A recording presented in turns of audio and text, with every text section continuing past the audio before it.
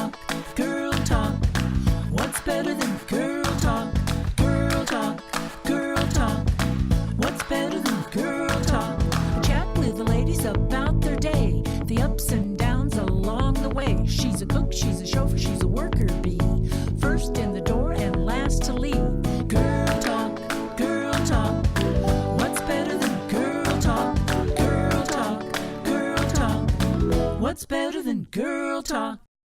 Welcome back to Girl Talk. Our interview with Jamie McLeod Skinner, who is running for Congress in District 2. In the second half of our show, we are going to be taking questions from our live audience. So, you out there in audience land, if you have a question for Jamie, please come up to the mic and address it to Jamie, and we'll try to answer as many questions as we possibly can in the next 30 minutes. So okay, we have a person willing to come up here. Hi, Jamie. Hi.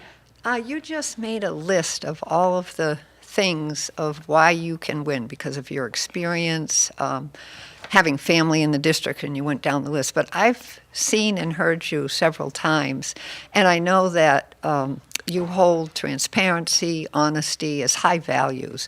Could you talk a little bit more about your personal ethics and talk a little bit about that for us and how that ties into all this? Well, thank you so much for that question. I really appreciate it. Welcome. Rebuilding the public trust is a key part of good governance and good service. And it's something I've always believed in very strongly. So ethics in government, making sure that people believe that you're listening to folks. We talked about listening earlier, that you're responsive to your constituents, that you're accountable to your constituents. But also, government has gotten a bad name, rightfully so, because our government has not been respecting our constituents and people in our country.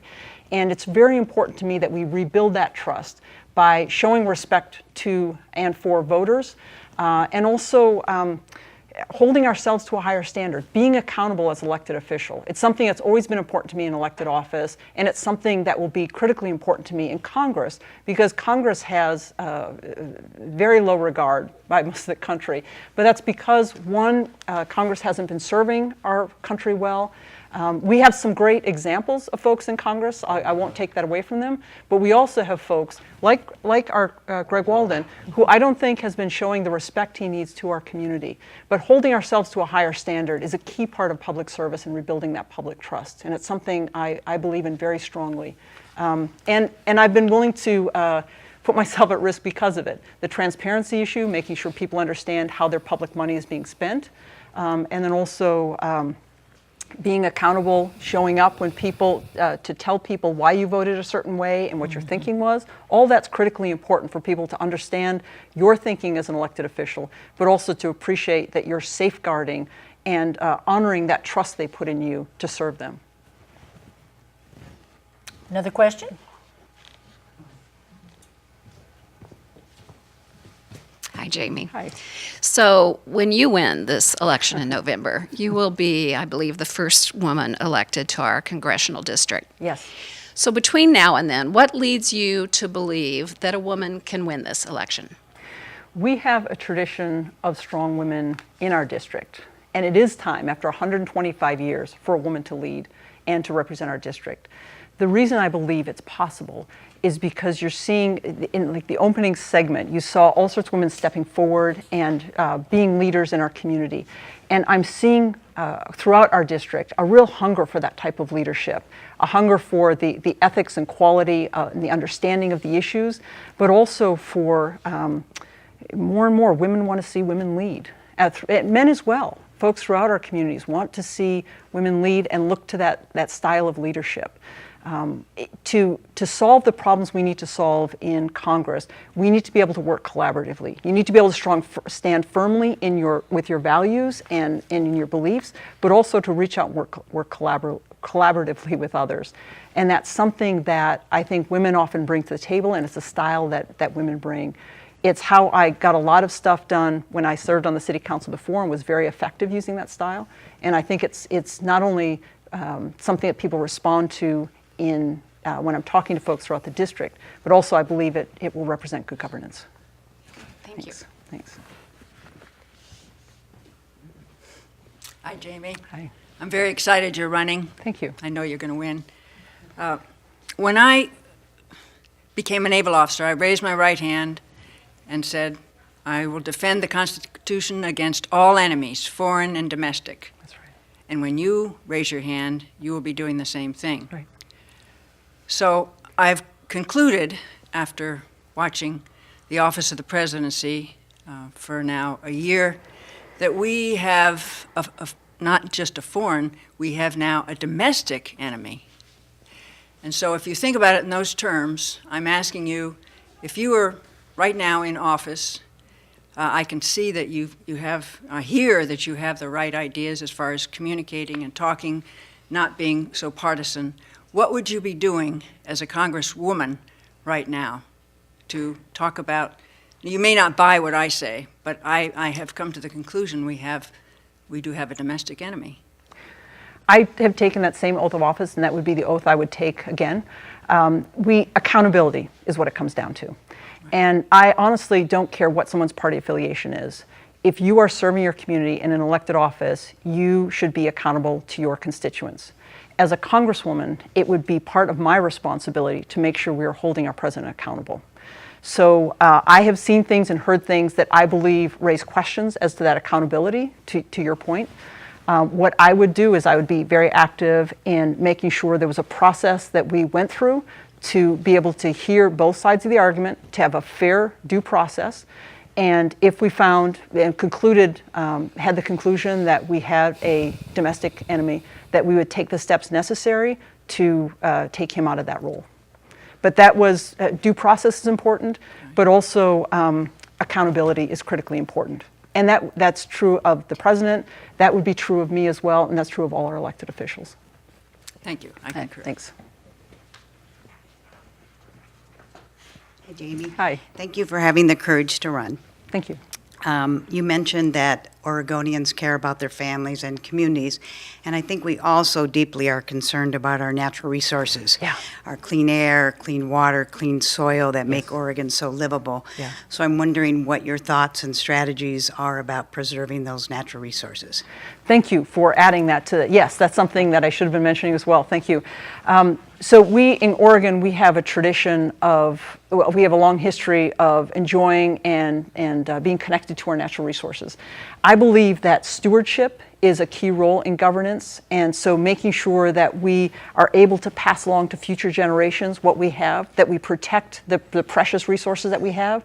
But I also think that we utilize and share our public lands. So I think protecting our public lands is important. I think public lands need to remain public, and we need to work in partnership to protect the critical resources we have, be they endangered species, be they some of the special studies that are going on or research being done in certain areas, and that's actually an issue more regionally. And also, though, that we to some of the open lands, and we have a lot of public lands. Oregon is actually over 50% public lands, that we utilize those lands and maintain them and balance them with folks who are using them. So I mentioned having folks in my family who are in ranching.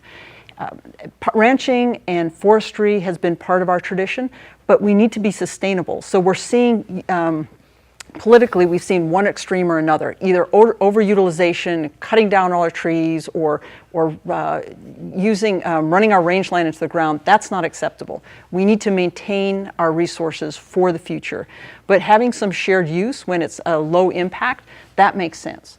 Or our forests. If we have some thinning of our forests so that we reduce the fuel level, protect our old growth, but our forests that have been managed and have been harvested over years, that we thin the forest, so we maintain forests, but we also have some of those jobs that could go in to thin the forest, and then also in that it provides jobs. It also reduces the fuel level that's in the forest that will result in the forest fires that we saw this last year. And that's been, when I've heard from forestry folks, that was a lack of long-term management that was going on that resulted in some of the fuel loads that helped to lead to the fires we were having.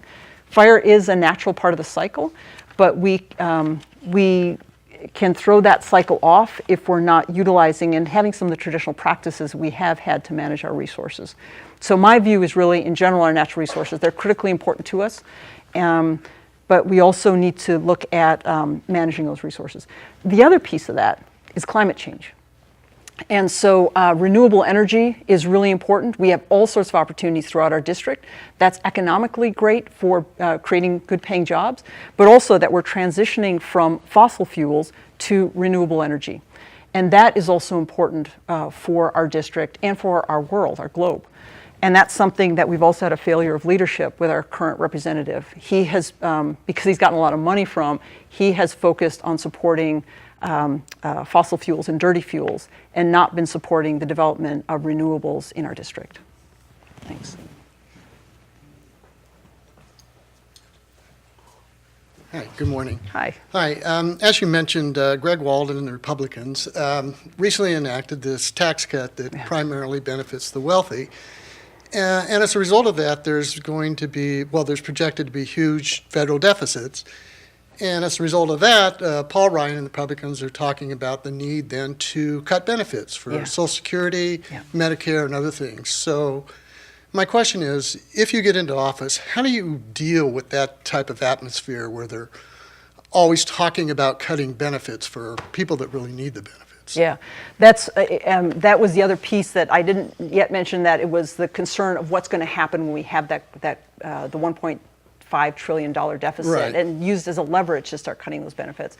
So I anticipate that there's going to be a backlash in 2018, and I think there's going to be an opportunity for a lot of progressive-minded folks to step into office.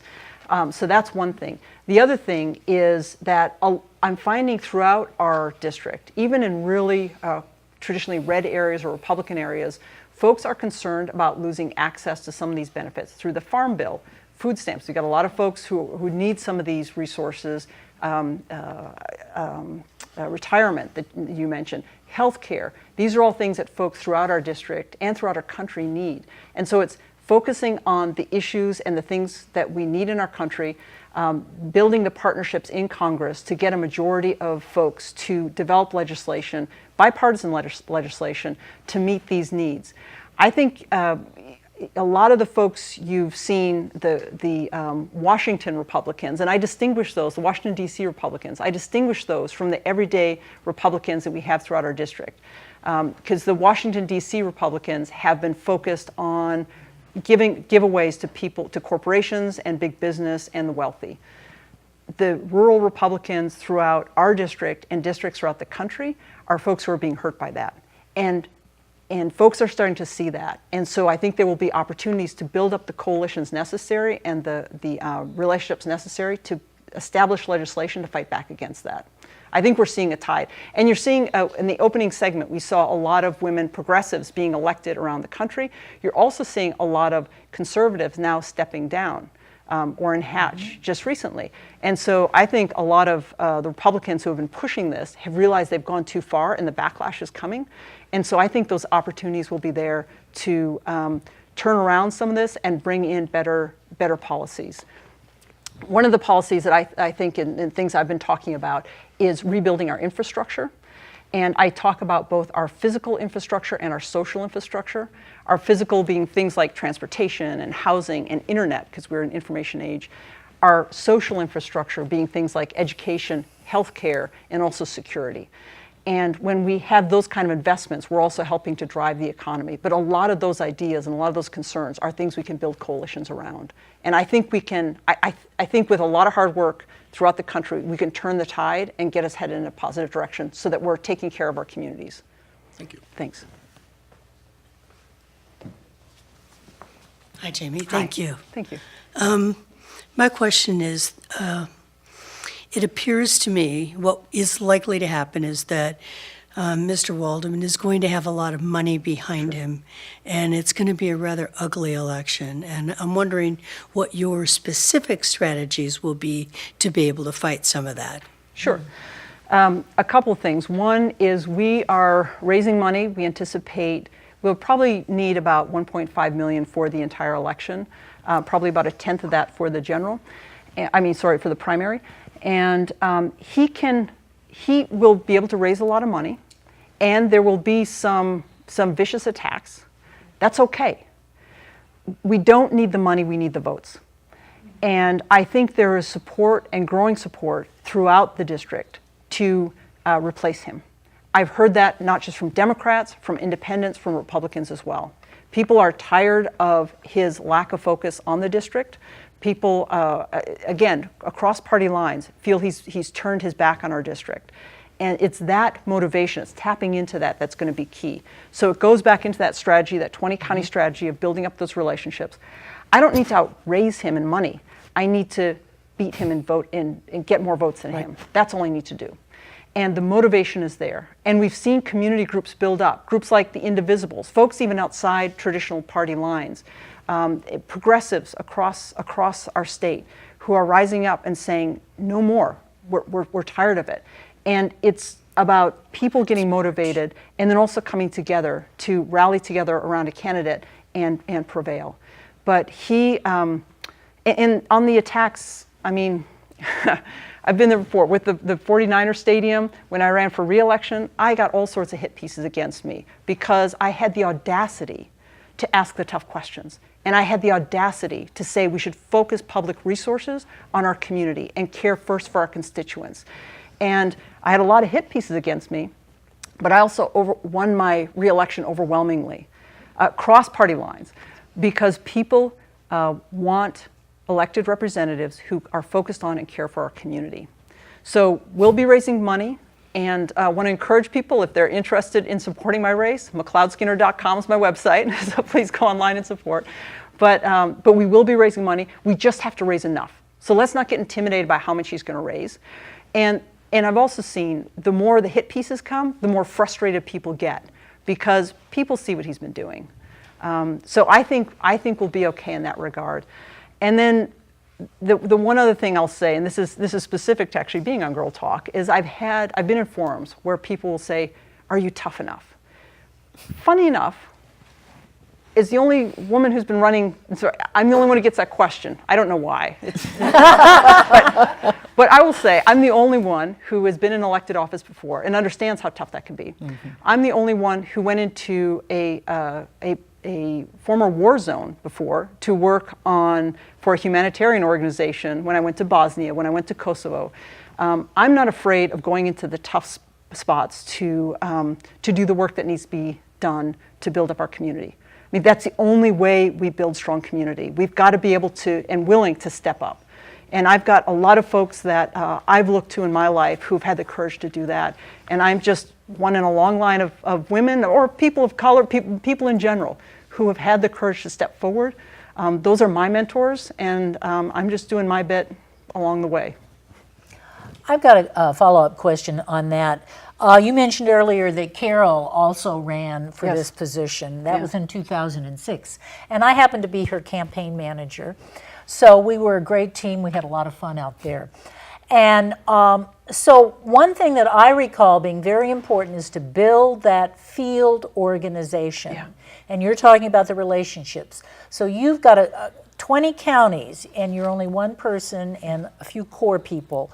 So where are those people coming from? How are you getting them engaged with your campaign? How are you making that happen? Those people are stepping forward because they want to see Walden replaced, and they want to see him replaced with someone who can do the job well. And so as I've been going throughout our district and talking to folks, talking to community groups, talking to at schools and colleges, talking to Democratic clubs, talking to progressives, talking at county fairs, people have stepped forward and offered to volunteer and say they want to help me get elected. And so we're building up that core team from there. I have some paid staff. We have kind of a traditional campaign, but also we will rely heavily on those volunteers, because to the question about resources, the more folks who step in and volunteer, the less money we have to spend, and we can really target those resources that we have. So we've built relationships throughout the district, and we're putting together those teams and to get the word out, and then also to turn out the vote, both for the primary and the general. But that's why I've been working so hard. I've been driving my Jeep around the district, I think in the putting thousands of miles on my Jeep. I've actually lost count at this point how many thousands of miles I put on my Jeep. And actually, my family invested in a small teardrop trailer because I was spending so much time on the road. That's become my mobile bedroom and office, essentially. And so while we're based in Terrebonne, or we're based in Central Oregon, I'm spending a tremendous amount of time on the road. But it's showing up, it's being present, it's listening, and it's helping to, it's also helping to bring hope to folks. You know, we were in Klamath Falls at a talk just a couple days ago, and there was a room full of people, progressives. It was a great group, had some great questions, and it was at a local restaurant, and I kept noticing that the waiter would come in, and after he'd served people, he'd hesitate before going out, and he kept hesitating longer and longer. And afterwards, we finished the program, everyone left. He came up to us afterwards, to my wife and I, and said something about the race, or asked about the race. And I said, well, tell me about it. You know, I'm happy to hear it. He said, oh, yeah, I've got a lot to say. And for the next 15 minutes, he just poured out his heart. And he talked about his fears for his kids and their future, and how much he was struggling, and how much we need to bring hope back into our communication about public service and about our government. And it was incredibly inspiring. But I've had conversations like that with folks throughout our district, and people want to see someone step up who cares for them, who gets it, who understands some of those personal issues, and who's willing to really fight for them in a strategic way. So not just going to Washington and fighting to argue with people, but going with a core set of fundamental principles and figuring out a way to do it and to solve those problems in Washington and do it strategically. And that's what I'm committed to doing. That's wonderful, Jamie. We have time for one more question. Anyone want to step up from the audience, please? Okay. Thank you for being here, Jamie. I'm an RN.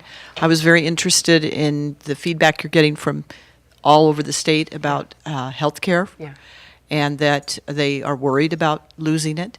I know that you said you didn't like buzzwords. You wanted ideas and to come together on that. But I do find that people are busy. People have jobs they're trying to hold down, maybe multiple jobs, and sometimes I've seen the GOP use buzzwords or ideas in a way that allows them to have the person hearing it stop thinking about anything.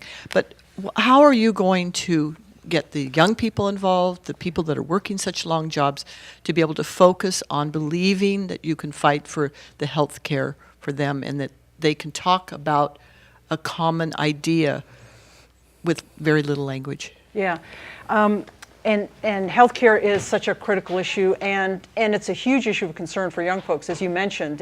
Those who are even under their family's coverage, when that terms out, a lot of folks can't afford it. Friends of mine can't afford it, people I know.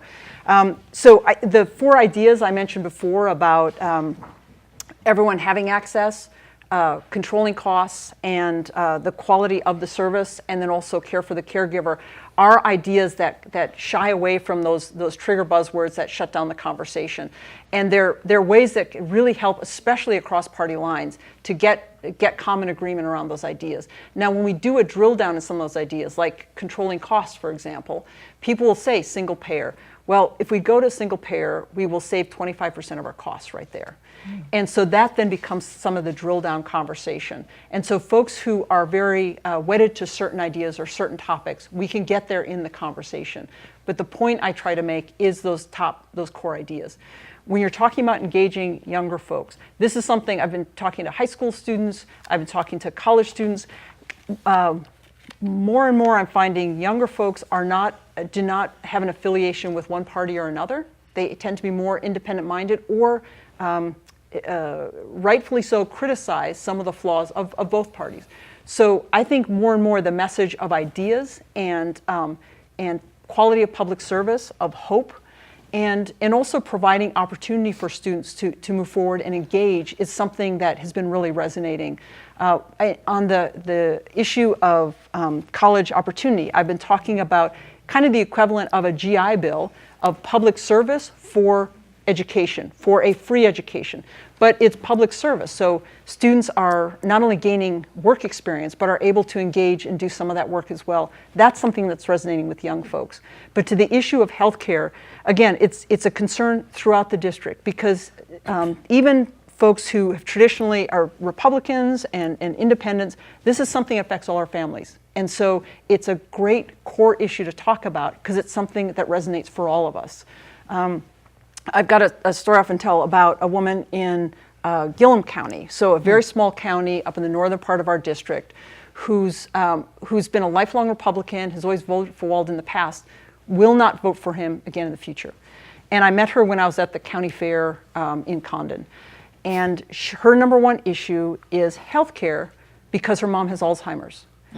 And so she spends every day after work, she'll rush to help her dad with help care for her mom.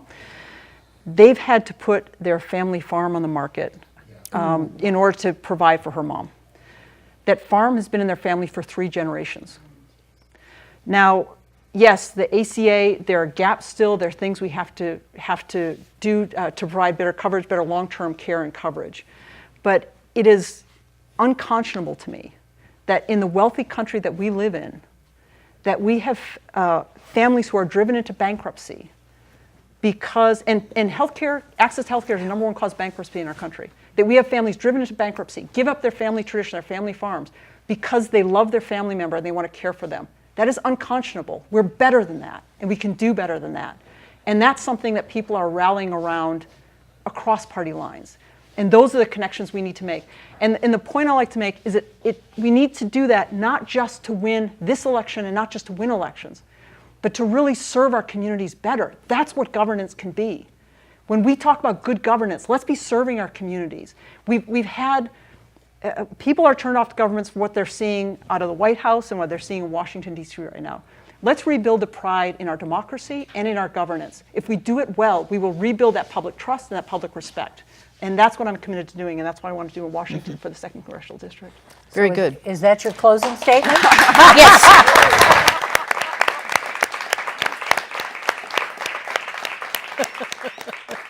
So we'd love to thank our live audience. You really energized the program, and we'll have to think about having more live audiences in the future. We also want to thank Jamie McLeod Skinner, Thank you. candidate for the 2nd Congressional District, for being here. Yeah. Thank you so much. Thanks so much for the work you're doing for hosting me. And I also really want to pay tribute and thank my family, because they're with their work and their sacrifices, they're allowing me to do this full time so that I can really do the job to win the race. So my wife, my kids, they're supporting me, and I greatly, greatly appreciate it. And we want to thank our outstanding crew, including our director, Wanda Borglund, as well as our camera people. Thank you. You're doing a great job. We really appreciate it. And so we hope that you will tune in to RVTV and to our program, which Regina will tell you when you can see it. Yes. In order to access this program, you go to roguevalleytv.sou.edu, and at the top of the page there will be a public access link, and then you go and all the programs of the programmers that create these shows for our community are there, and you search on Girl Talk. And this is our 29th episode. And so it's been a great 2 years. And I also have another show which is called Getaway Girl. It's a travel show. And you saw that, the home audience saw the clip that happened during our break. So you could also search on Getaway Girl. So those are 2 programs that you can go to. And we're also on KSKQ. Oh, KSKQ. Don't forget KSKQ, our local community radio. We have a Girl Talk. We're on tomorrow at noon. So this is all the time we have. Thank you all, our audience especially, for being here. And we look forward to seeing you in the future. Bye-bye. Thanks, everybody.